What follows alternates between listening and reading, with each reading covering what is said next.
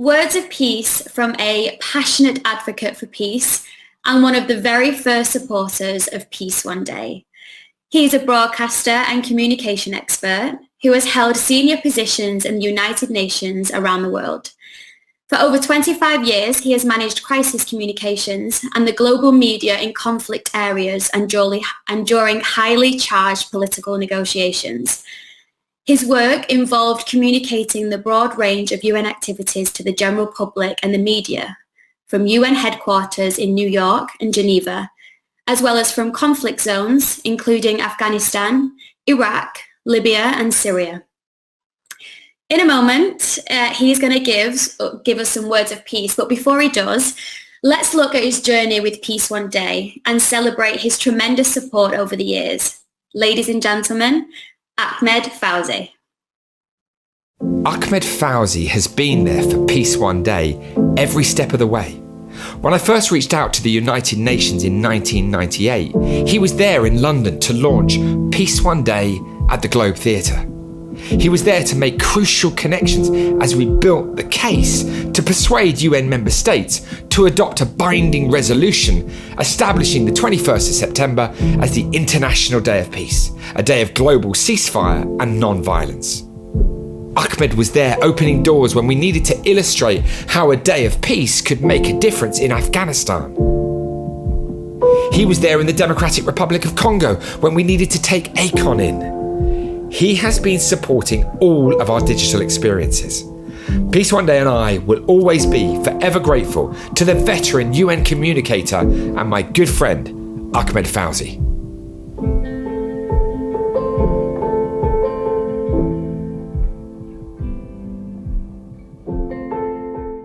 Fantastic. Now let's hear from the man himself with his chosen words of peace. Please welcome longtime friend and supporter of Peace One Day, Ahmad Fawzi. Hello, I'm Ahmad Fawzi, and the words of peace that I have chosen for you today come from over a century ago, written by an American poet. It is actually a prose poem, or a poem in prose, written by Max Ehrmann around 1927. It's called Desiderata.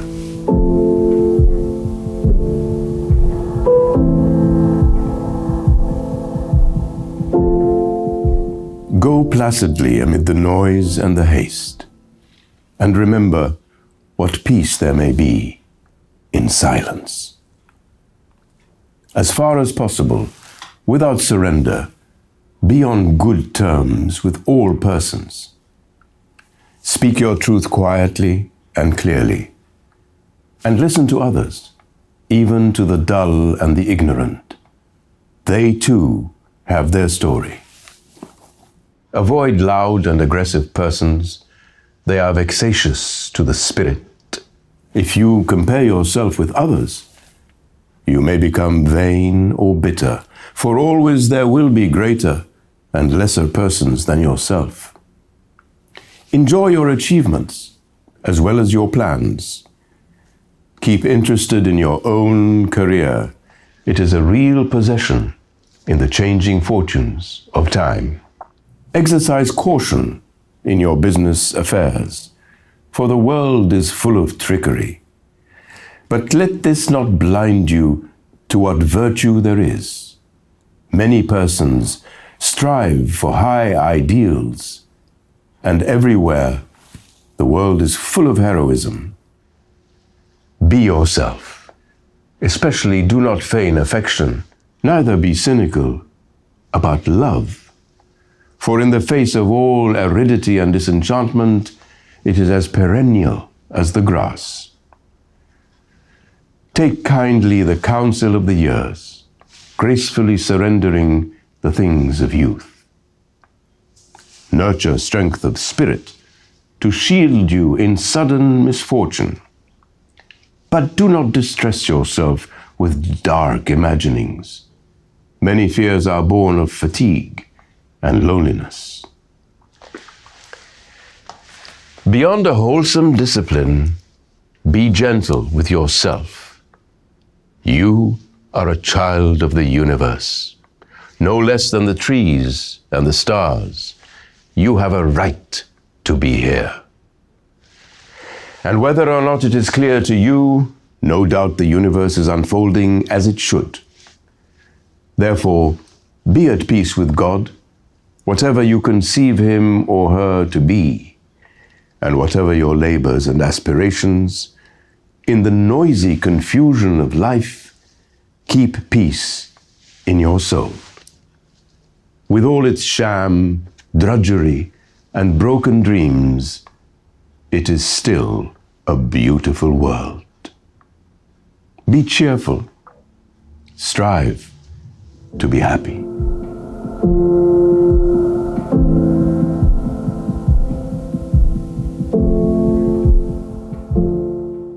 I have loved this text since I was a student at university.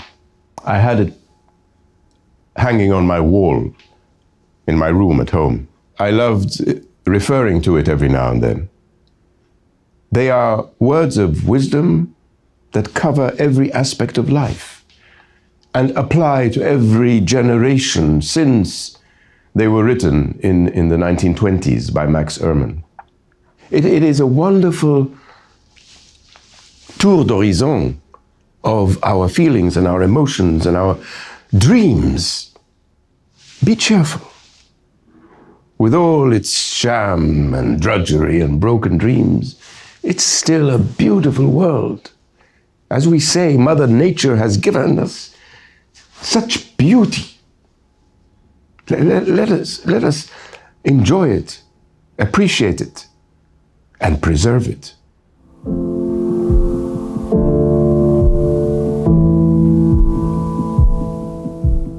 What does peace mean to everybody? Peace means the ability to live in peace with my family, to give opportunities to my children, to raise a happy and peaceful family within a happy and peaceful society. It may sound utopian, but it can be done. Peace means prosperity. Peace means development. Peace means stability and security and human rights. For without peace, none of these things would be possible. Without peace, you would have no development. Without development, you will have no justice. Without justice, you will have no human rights.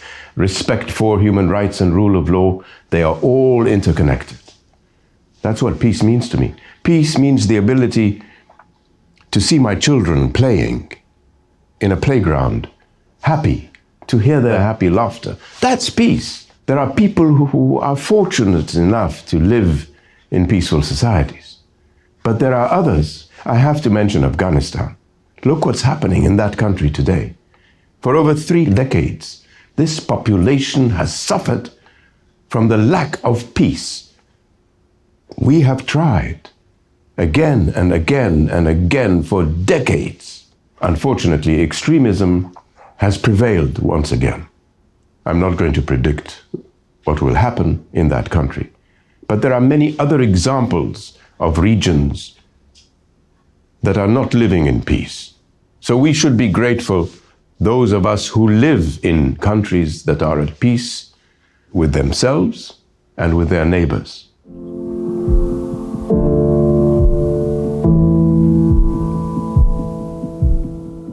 The reason I support Peace One Day is very simple. To mark the International Day of Peace, which was fixed in the calendar by Peace One Day at the United Nations in the year 2001, 20 years ago. This is a landmark. It's a milestone. 20 years since the International Day of Peace enjoyed a day of its own. And what does that mean? It's not an abstract theory. It means we can raise awareness. We can mobilize people. Everybody knows when Mother's Day is. Everybody knows when Christmas is. Why don't we know that the 21st of September every year is the International Day of Peace and global ceasefire, and respect it?